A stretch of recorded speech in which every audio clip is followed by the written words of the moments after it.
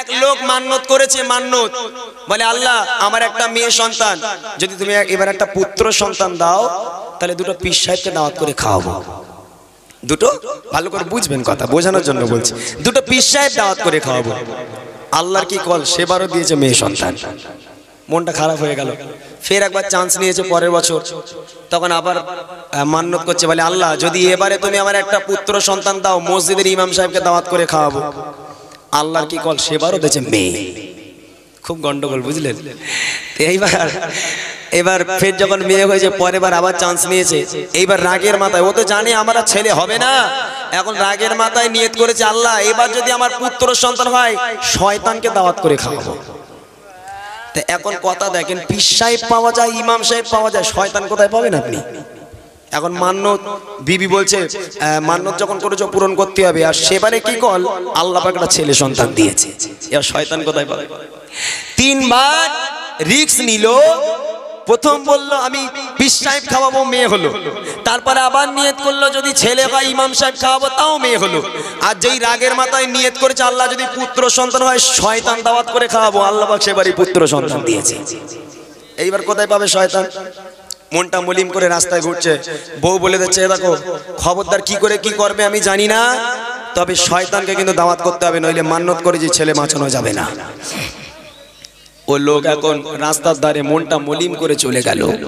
এক লোক জিজ্ঞেস করছে ভাই মনটা মলিম কেন, কি হয়েছে? বলে বেটা হয়েছে। বলে তা খুশির কথা তো, তুই মন খারাপ করে আছো কেন? বলে গন্ডগোল করে ফেলেছি, আমি নিয়ত করেছিলাম যদি বেটা হয় শয়তান দাওয়াত করে খাওয়াবো, তা শয়তান কোথায় পাবো?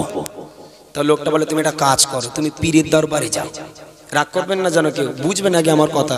যেহেতু আপনাদের এদিকে মান্নত ফান্নত করে না, আমাদের এদিকে করে মানুষ রাজারহাটের দিকে, যেহেতু অনেক মাজার টাজার আছে, তো বলে পীরের দরবারে যাও। পীরের দরবারে বলে ওখানে শয়তান পাবো, বলে লাখ লাখ শয়তান পাবে। তা পীরের দরবারে গেল, পীর সাহেব দেখে বলে এই যুবক এদিকে এসো, কি হয়েছে বলো? বলে হুজুর আমি নিয়ত করেছিলাম বেটা হলে শয়তান খাওয়াবো। বলে তাই এখানে কি করতে এসছো? বলে শয়তান খুঁজতে এসছি।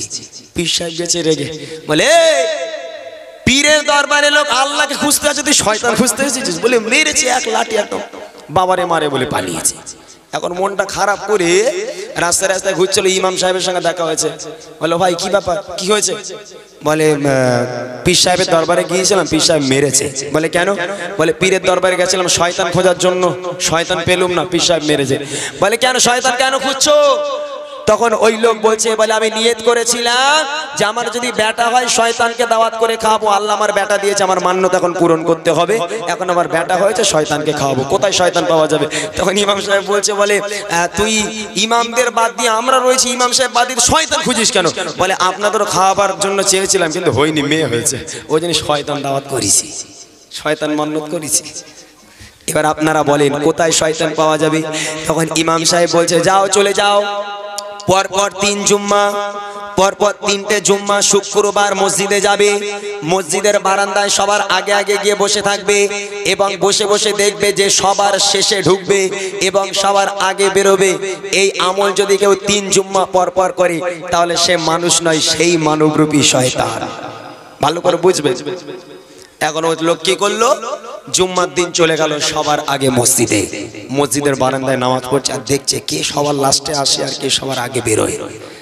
এখন নামাজ খুতবা হচ্ছে, খুতবা শেষ হতে না হতে দেখছে যে বসে আছে দেখবে বলে অন্য কেউ না, তার ভাই, তার বাপের ছোট ভাই, তার বাপের ছোট ভাই সবার লাস্টে ঢুকেছে, চাচা। এখন আল্লাহর কাছে দোয়া করছে আল্লাহ চাচা তো ঢুকেছে, খবরদার যেন আগে না বেরোয়, নিজের চাচা শয়তান হয়ে যাবে, গন্ডগোল, আল্লাহ আগে যেন না বেরোয়। নামাজ শেষ হতে না হতে দোয়া না করে ওই চাচাই আগে বেরিয়ে গেল। এক জুম্মা হলো, পরের জুম্মায় আবার একই কেস, আবার যুবক দাঁড়িয়ে আছে রাস্তার এই মসজিদের গেটের ওখানে, চাচা সবার লাস্টে এলো, সবার আগে বেরিয়ে গেল। তখন আল্লাহর কাছে দোয়া করছে আল্লাহ ফাইনাল জুম্মা, এবার 3টা জুম্মা ইমাম সাহেব বলেছে 2টো জুম্মা পার হয়ে গেছে, আল্লাহ একটা জুম্মা বাকি, খবরদার যেন আমার চাচা লাস্টে না আসে, আল্লাহ আমার চাচা যেন আগে না বেরোয়, তাহলে চাচা শয়তান হয়ে যাবে। আল্লাহর কাছে দোয়া করছে, আর শয়তানের জন্য দোয়া কি কবুল হবে? কখনো হবে না। চাচা যতই দোয়া করুক, ভাইপো যতই দোয়া করুক, কবুল হবে না। ওই সময় দোয়া করছে আল্লাহর কাছে, আল্লাহ খবরদার যেন আজকের আমার চাচা না আসে, ফাইনাল জুম্মা, খোদার কি কল, চাচাই এলো লাস্টে, আবার দোয়া করে আল্লাহ খবরদার যেন চাচা আগে না বেরোয়, গন্ডগোল খুব। আল্লাহর কি কল, একদম ইমাম সাহেব সালাম ফেরাতে না ফেরাতে চাচা জুতো নিয়ে দৌড়েছে, সবার আগে বেরিয়ে চলে গেল। 3 জুম্মা কমপ্লিট। তখন ভাইপো মনে মনে খুব হাসছে, আবার এদিক চোখ থেকে অঝর নয়নি পানি গড়িয়ে পড়ে। হাসার কারণ হলো আজকের তার মান্যত পূরণ হবে, শয়তান খুঁজে পেয়েছে। আর কাঁদার কারণ হলো যে নিজের বাপের ভাই চাচা সে শয়তান হয়ে গেছে। নামাজ কালাম পড়ে চাচার বাড়ি গেল, চাচা সালাম আলাইকুম, বলে ওয়ালাইকুম আসসালাম। ভাইপো বলো, বলে চাচা আগামী সোমবার আমার বাড়িতে তোমার দাওয়াত। তখন চাচা অঝর নয় কাঁদে, বেটা নিজের ছেলের বাড়িতে ভাত পাই না বউয়ের চাপে, নিজের ছেলে ভাত দেয় না, তুই ভাই হয়ে আমার দাওয়াত দিচ্ছিস, বাবা কি ব্যাপার? বলে চাচা বলা যাবে না, এখন গন্ডগোল, খেয়ে টেয়ে নেবে, তোমার বলবো। বললি তো আর যাবে না, বললে আর যাবে না। সোমবারে আমাদের বাড়িতে দাওয়াত, তুমি আমার বাড়িতে খেতে যাবে। চাচা অঝর নয় রে কাঁদে, ভাইপো আমার ছেলের বাড়িতে আমি ভাত পাই না রে বাবা, আমার ছেলে আমাকে ভাত দেয় না। আমার ছেলে যখন তার শ্বশুর বাড়িতে আসে, শ্বশুরকে সালাম নেয়, শ্বশুরকে বলে আব্বা ভালো আছেন, আব্বা আপনি কি খাবেন বলেন আপনার জন্য এনে দেব। আর আমি বাপ, আমি পায়ের ব্যথায় মরে যাই, আমার বেটা 10টা টাকার ওষুধ আমার জন্য এনে দেয় না। তার মাটা বিছান সজ্জা হয়ে আছে, তার মাকে যদি 10 টাকার ওষুধ লাগে, ছেলে বলে খালি খাই খাই, খালি খাই খাই, মায়ের দিকেও সে আসে না। আজকের 1 সপ্তাহ হয়ে গেল বাপ মায়ের সঙ্গে কথা বলে না। আমার সন্তান আমাকে চায় না, তুই আমাকে দাওয়াত করে খাওয়াবি বাবা। আহা, বলে চাচা একটু দরকারে তোমার দাওয়াত করছি চাচা, পরে বলবো, এখন বলা যাবে না। তা চাচা দাওয়াত কবুল করেছে, করে আল্লাহর কাছে চাচা দোয়া করছে, আল্লাহ আল্লাহ ভাতিজা আমার দাওয়াত করেছে, ভাইপো দাওয়াত করেছে, আল্লাহ আল্লাহ ভাইপোর বাড়ি খেতে যাব, তুমি আমার ভাইপোর আয় রুজিতে বরকত বাড়িয়ে দাও। আমার ছেলে আমারে খাওয়া দেয় না, আল্লাহ তুমি বরকত বাড়িয়ে দাও। এরকম কত বাপ মা আছে যারা ছেলের বাড়িতে ভাত পায় না। আমার গজল যারা আপনারা শোনেন, আপনারা জানেন আমি বাপ মাকে নিয়ে গজল বলতে একটু বেশি ভালোবাসি। কত গজল লিখেছিলাম, বুড়িমা যেমন মাকে নিয়ে লিখেছিলাম। মনে রাখবেন এই চাচা সোমবারে যাবে, মনে রাখবেন কথাটা, এখানে মনে পড়ে গেল তাই বলছি। কত বাপ এরকম আজকের ওষুধ না খাওয়ায়, আজকে পয়সা না থাকায় বাপ ওষুধ খেতে পায় না, বিছান সজ্জা হয়ে আছে। কত মা আজকে এরকম বিছান সজ্জা হয়ে আছে, ছেলে খাওয়া দেয় না। আহা কত কষ্ট মনে।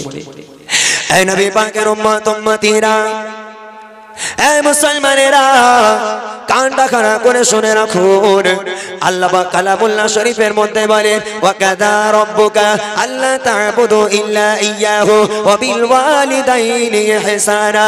আল্লাহ পাক আল্লাহ তাআলা জানিয়ে দেয়, হে আমার বান্দা বান্দীরা, হে নবী পাকের উম্মত উম্মতিরা, হে মায়ের সন্তানেরা, আমি আল্লাহ পাক আল্লাহ তাআলা আমাকে ইবাদত বান্দাগি করার পর, আমার ইবাদত বান্দাগি করার পর দ্বিতীয় নম্বর ইবাদত হলো তোর বাপ মা এর প্রতি ihsan করা, তোর বাপ মাকে ভক্তি করা, মহব্বত করা।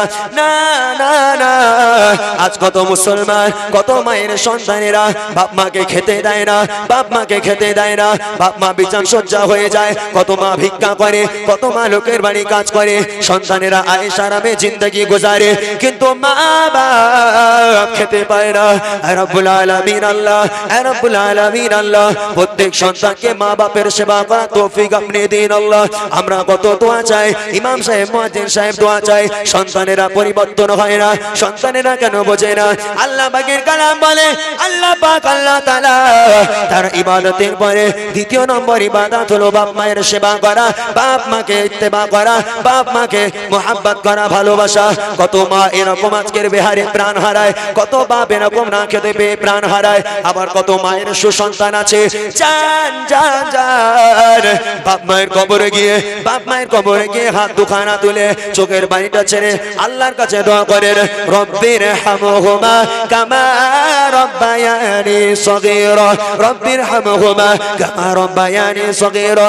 হে রব্বুল আলামিন আল্লাহ, আমার বাপ আমার মা কত কষ্ট করে মানুষ করেছে আল্লাহ, নিজে না খেয়ে আমাদেরকে খাইয়েছে, নিজে না ঘুমিয়ে আমাদেরকে ঘুম পাড়িয়েছে আল্লাহ।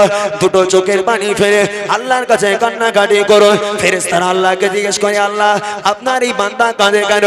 আল্লাহ পাক আল্লাহ তাআলা বলে, এ মালায়েকা ফেরেশতারা, তোদের বাপ মা নাই, তোরা কি করে বুঝবি বাপ মায়ের জ্বালা কি? ওর বাপ মা ওকে খুব ভালোবাসতো, কবরের সামনে এসে বাপ মায়ের জন্য চোখের পানি ফেলে কান্না করে। এই ফেরেশতারা সাক্ষী থাক, সাক্ষী থাক, আমি ওই সন্তানের চোখের পানি সহ্য করতে পারবো না। সন্তানের চোখের পানিতে আমি আল্লাহ বাপ মায়ের কবরকে জান্নাত বানিয়ে দিলাম। জোরে বলুন, জোরে হবে না সুবহানাল্লাহ।